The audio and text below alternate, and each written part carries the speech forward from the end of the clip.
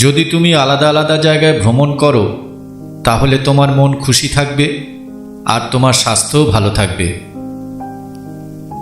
যদি তোমার মনে কোনো রোগের বিষয়ে সামান্য সন্দেহ তৈরি হয় তাহলে তোমার মস্তিষ্ক তোমার শরীরে ওই রোগের লক্ষণগুলি উৎপন্ন করে দেবে।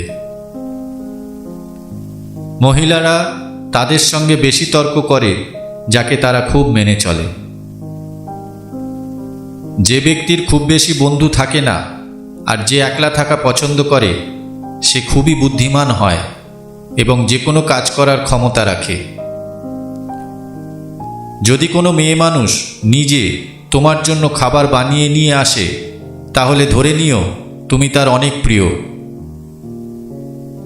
যে পুরুষ কোনো মেয়ের সমস্ত ইচ্ছা পূরণ করে এবং নিজের থেকেও বেশি খেয়াল রাখে তাকে ওই মেয়েটি কোনোদিন ভুলতে পারে না। প্রতিটি মেয়ে বুঝতে পারে সামনের ছেলেটি কি বলতে চাইছে, কিন্তু মেয়েটি এমন ভাব দেখায় যেন সে কিছুই বোঝে না। আমরা প্রত্যেকে নির্দিষ্ট কাউকে চিন্তা করে নিজের বক্তব্য তার মনে পৌঁছে দিতে পারি। যারা নিজেদের সম্পর্কের মধ্যে অনেক বেশি রোম্যান্টিক হয় তারা পরস্পরকে খুব ভালোভাবে বুঝতে পারে। যে মেয়ে হাসি খুশি প্রকৃতির হয় পুরুষ তার দিকে তাড়াতাড়ি আকর্ষিত হয়। যাকে তুমি ভালোবাসো সে যদি তোমার অনুভূতি বুঝতে না পারে তাহলে তুমি তার থেকে অনেক দূরে যেতে থাকবে। মেয়ে মানুষ খুশিতে তার শরীর পর্যন্ত দিয়ে দেয় সেই পুরুষটিকে যার মধ্যে এই দুটি গুণ থাকে।